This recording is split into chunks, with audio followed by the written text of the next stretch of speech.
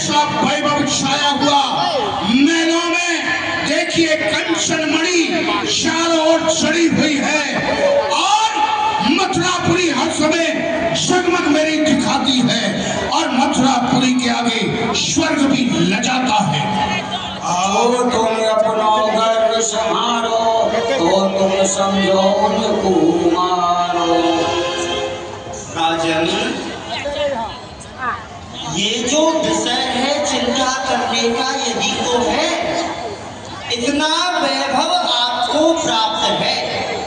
आप कह रहे हैं कि ऐरावत हाथी के समान तुम्हारा वो कुवलिया पीड़ हाथी मथुरा में रहता है। अरे कुवलिया चार पहलवान ऐरावत हाथी भाग जाता है। हाँ, सल तोषक मुष्टिक चांडूर चार पहलवान आपके राज्य में रहते हैं और अन्य वीर रहते हैं।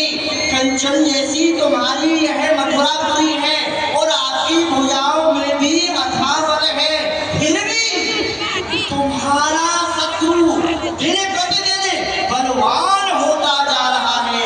राजन, उन नंद गोप के बालकों को आप साधारण शत्रु करके ना माने, कारण कि एक समय वह आएगा कि आप उन पर प्रकोप करें या ना करें, पर वह आप पर कोप अवश्य करेंगे और कोप के साथ साथ में वह आपके सन्मुख खड़े हो जाएंगे।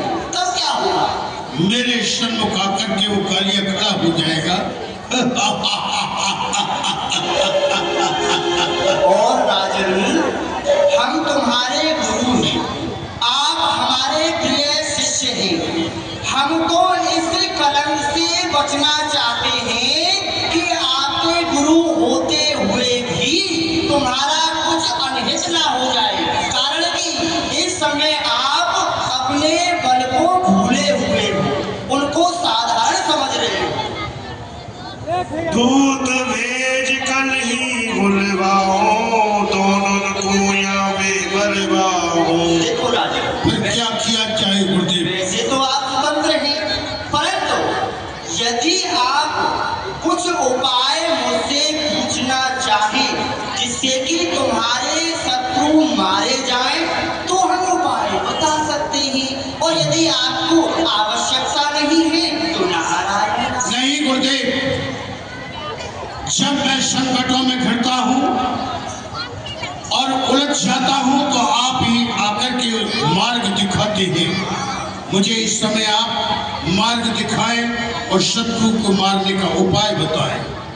हाँ, आप पूछ रहे हो ना, तो अब हम आपको अवश्य बताएंगे। पता है तुम्हारी हानि क्यों हो रही है? क्यों? तुम्हारे वीर जो ब्रज में जाते हैं वह क्यों मारे जाते हैं?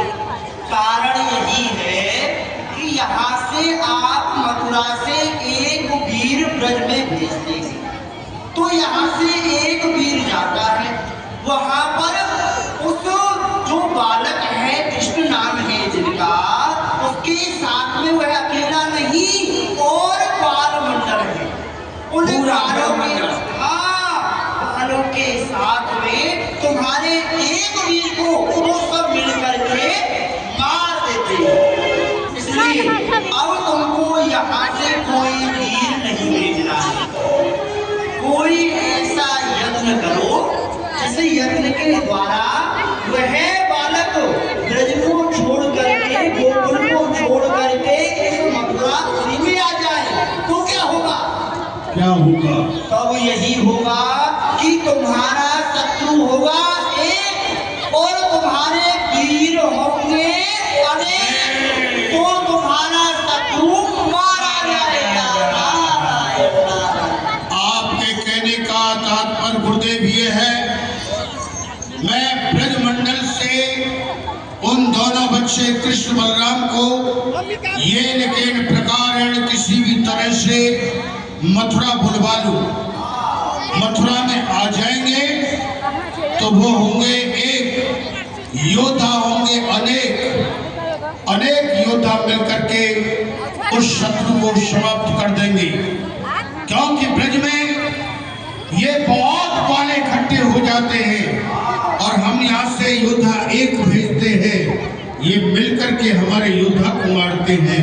वो यहाँ आएगा तो हमारे योद्धा उसे समाप्त कर देंगे। वाह गुरुदेव, बहुत सुंदर उपाय बताया है। मैं इसी उपाय को अभी तत्काल करता हूँ और कृष्ण बलराम को मथुरा बुलवाने का मैं उपाय रचता हूँ।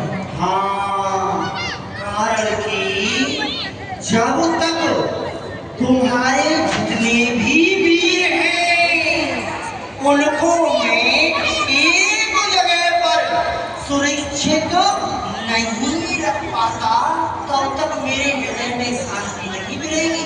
गुरुदेव, अब आप चिंता मत करिए, इस बार तो आप आ गए हैं, अगर अब कभी दोबारा भविष्य में आए तो आप ये समझ लो कि इनको जिंदा नहीं देख पाओगे। उनको नारायण नारायण, शत्रुओं के से जो निकला है शब्द वह अवश्य ही सत्य होगा। आप दोबारा नहीं सुन पाएंगे। ये समझो वह शत्रु समाप्त हो जाएंगे। नारायण नारायण नारायण।